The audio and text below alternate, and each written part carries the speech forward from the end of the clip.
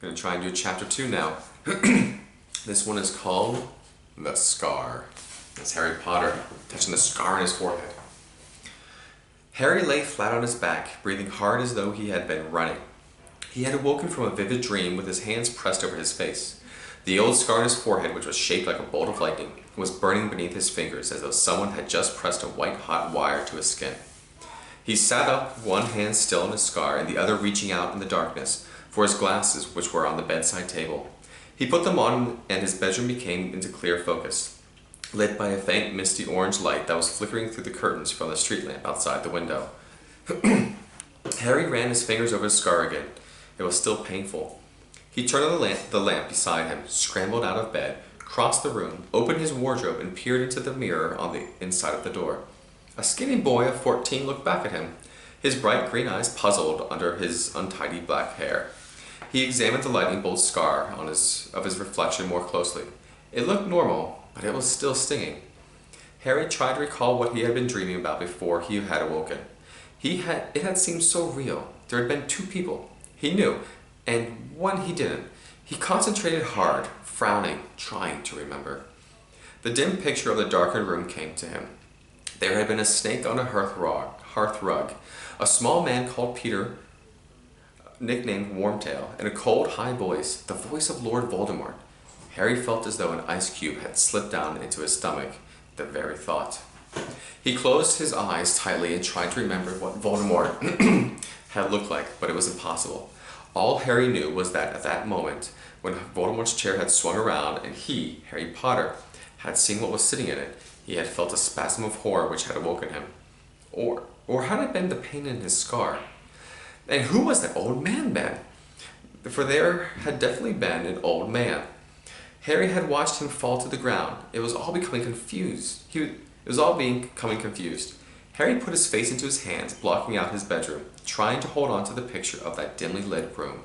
But it was like trying to keep water in his cupped hands. The details were now trickling away fast as he tried to hold on to them. Voldemort and Wormtail had been talking about someone they had killed, though Harry could not remember the name. And then he had been plotting to kill someone else. Him. Harry took his face out of his hands, opened his eyes, and stared around the bedroom, as though expecting to see something unusual. As it happened, there were an extraordinary number of unusual things in his room. A large wooden trunk stood open at the foot of his bed, revealing a cauldron, broomstick, black robes, and assorted spellbooks. Rolls of parchment littered that part of his desk that was not taken up by the large, empty cage in which his snowy owl Hedwig usually perched. On the floor beside his bed, a book lay open.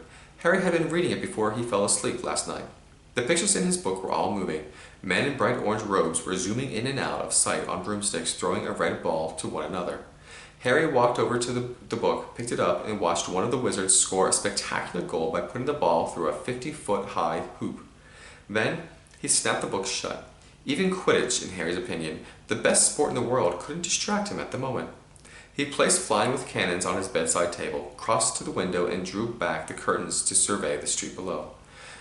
Privet Drive looked exactly as a respectable suburban street would be expected to look in the early hours of a Saturday morning. All the curtains were closed. As far as Harry could see through the darkness, there wasn't a living creature in sight, not even a cat. And yet, Harry was restlessly back to the bed and sat down on it, running a finger over his scar again. It wasn't the pain that bothered him. Harry was no stranger to the pain and the injury. He had lost all his bones from his right arm once and had them painfully regrown in a night. The same arm had been pierced by a venomous foot-long fang not long afterward. Only last year, Harry had fallen 50 feet from an airborne broomstick. He was used to bizarre accidents and injuries. They were unavoidable if you attended Hogwarts School of Witchcraft and Wizardry, and had a knack for attracting a lot of trouble. No, the thing that was bothering Harry was that the last time his scar had hurt him, it had been because Lord Voldemort had been close by. But Voldemort couldn't be here now. The idea of Voldemort lurking on Privet Drive was absurd, impossible. Harry listened closely to the silence around him. Was he half expecting to hear the creak of the stair or swish of a cloak? And then he jumped slightly as he heard his cousin Dudley give a tremendous grunting snore from the room next door. Harry shook himself mentally. He was being stupid. There was no one in the house with him except Uncle Vernon, Aunt Petunia, and Dudley, and they were plainly still asleep, their dreams untroubled and painless. Asleep was the way Harry liked the Dursleys best. It wasn't as though they were ever any help to him awake. Uncle Vernon, Aunt Petunia, and Dudley were Harry's only living relatives. They were muggles who hated and despised magic in any form, which meant that Harry was about as welcome in their house as a dry rot. They had explained away Harry's long absences at Hogwarts over the last 3 years by telling everyone he was at St. Brutus's secure center for incurably criminal boys. They knew perfectly well that as an underage wizard, Harry wasn't allowed to use magic outside Hogwarts, but they were still apt to blame him for anything that went wrong about the house. Harry had never been able to confide in them or tell them anything about his life in the wizarding world. The very idea of going to them when they woke and telling them about his scar hurting him and about its worries about Voldemort was laughable. And yet it was because of the Voldemort that Harry had come to live with the Dursleys in the first place. If it hadn't been for Voldemort, Harry would not have had the lightning scar on his forehead. If it hadn't been for Voldemort, Harry would still have had parents. Harry had been a year old when the night that Voldemort, the most powerful dark wizard for a century, a wizard who had been gaining power steadily for 11 years, arrived at his house and killed his father and mother. Voldemort had then turned his wand on Harry.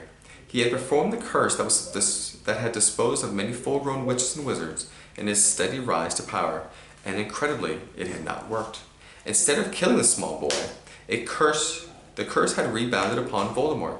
Harry had survived with nothing but a lightning-shaped cut on his forehead, and Voldemort had been reduced to something barely alive.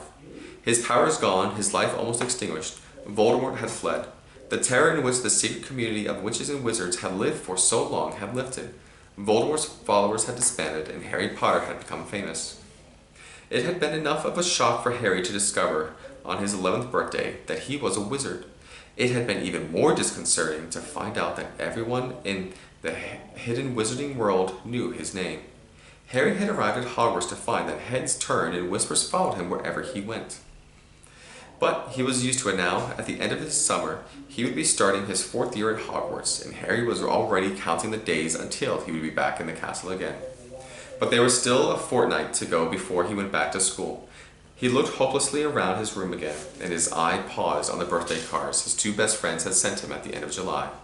What would they say if Harry wrote to them and told them about his scar hurting? At once, Hermione Granger's voice filled his head, shrill and panicky. "Your scar hurt? Harry, that's really serious. Write to Professor Dumbledore, and I'll go check. Common magical ailments and afflictions. Maybe there's something in there about a cursed scar." Yes, that would be Hermione's voice, going straight to the headmaster of Hogwarts. And in the meantime, consult a book, Harry. Harry stared out the window and at the inky blue-black sky. He doubted very much whether a book could help him now. As far as he knew, he was the only living person to have survived a curse like Voldemort's. It was highly unlikely, therefore, that he would find his symptoms listed in common magical ailments and afflictions. As for informing the headmaster, Harry had no idea where Dumbledore went during the summer holidays. He amused himself for a moment picturing Dumbledore with his long silver beard, full-length wizard's robe, and pointed hat stretched out on the beach somewhere, rubbing suntan lotion onto his long, crooked nose. Wherever Dumbledore was, though, Harry was sure that Hedwig would be able to find him. Harry's owl had never yet failed to deliver a letter to anyone, even without an address. But what would he write? "Dear Professor Dumbledore, sorry to bother you, but my scar hurt this morning. Yours sincerely, Harry Potter." Even inside his head, the words sounded stupid, and so he tried to imagine his other best friend, Ron Weasley's reaction, and in a moment Ron's red hair and long-nosed, freckled face seemed to swim before Harry wearing a bemused expression. "Your scar hurt? But you know who can't be near you now, can he? I mean, you'd know, wouldn't you? He'd be trying to do you in again, wouldn't he? I don't know, Harry. Maybe cursed scars always twinge a bit. I'll ask Dad." Mr. Weasley was a fully qualified wizard who worked in the misuse of Muggles artifacts office at the Ministry of Magic, but he didn't have any particular expertise in the matter of curses, as far as Harry knew. In any case, Harry didn't like the idea of the whole Weasley family knowing that Harry, was getting jumpy about a few moments' pain. Mrs. Weasley would fuss worse than Hermione, and Fred and George, Ron's 16-year-old twin brothers, might think Harry was losing his nerve. The Weasleys were Harry's favorite family in the world. He was hoping that they might invite him to stay any time now. Ron had mentioned something about the Quidditch World Cup, and he somehow didn't want his visit punctuated with anxious inquiries about his scar. Harry kneaded his forehead with his knuckle.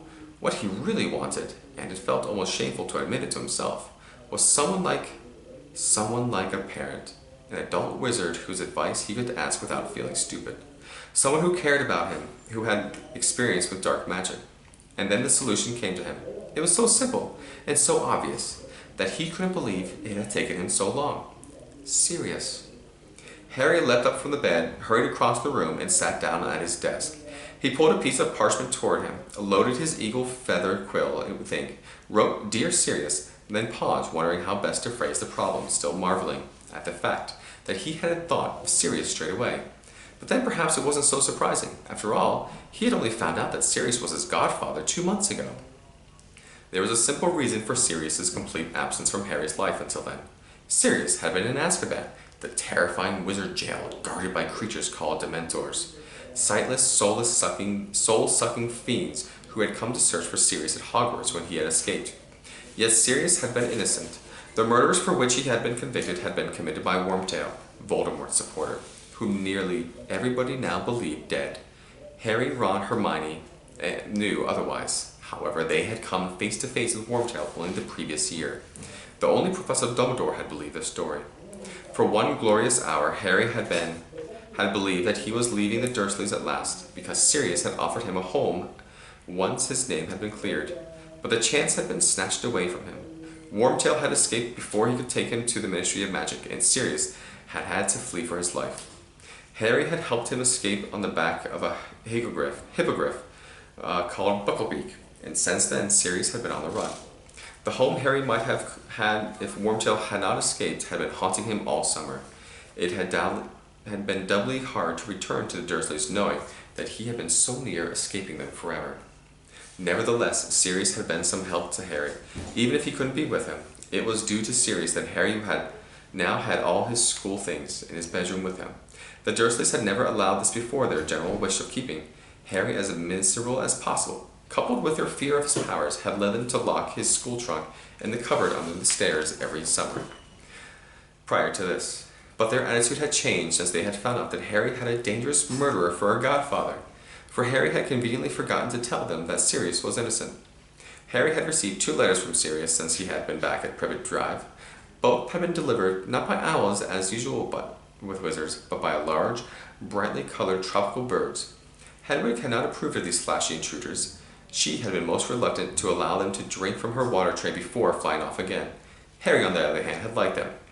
They put him in mind of palm trees and white sand, and he hoped that wherever Sirius was, Sirius never said in case the letters were intercepted, he was enjoying himself. Somehow, Harry found it hard to imagine the Dementors surviving for long in bright sunlight. Perhaps that is why Sirius had gone south. Sirius's letters, which were now hidden beneath the highly useful loose floorboard under Harry's bed, sounded cheerful, and in both of them he had reminded Harry to call on him whenever he needed. Well, he needed him right now. Harry's lamp seemed to glow dimmer, and the cold gray light that precedes sunrise slowly crept into his room. Finally, when the sun had risen, when his bedroom walls had turned golden, and when the sounds of the movement could be heard from Uncle Vernon and Aunt Petunia's room, Harry cleared his desk of crumpled pieces of parchment and reread his finished letter. Dear Sirius, thanks for your last letter. That word was enormous. It could hardly get through my window. Things are the same here. Dudley's diet isn't going too well. My Aunt Petunia found him smuggling donuts into his room yesterday. They told him they'd have to cut his pocket money if he kept doing it. So he got really angry and chucked his PlayStation out of the window. That's a sort of computer thing that you can play games on. Bit stupid, really. Now he hasn't even got Mega Mutilation Part 3 to take his mind off things. I'm okay mainly because the Dursleys are terrified you might turn up and turn them all into bats if I ask you to. A weird thing happened this morning, though. My scar hurt again. Last time that happened, it was because Voldemort was at Hogwarts, but I don't reckon he can be anywhere near me now, can he? Do you know if the cursed scars sometimes hurt years afterwards? I'll send this with Hedwig when she gets back. She's off hunting at the moment. Say hello to Buckbeak for me. Harry. Yes, Harry had looked all right. There was no point putting in the dream. He didn't want it to look as though he was too worried. He folded up the parchment and laid it back inside his desk, ready for when Hedwig returned. Then he got to his feet, stretched, and opened his wardrobe once more. Without glancing at his reflection, he started to get dressed before going down to breakfast. Alright, that's the end of chapter 2. I'll leave chapter 3 and the other ones for you guys. I love you and miss you, and I can't wait to see you. Bye.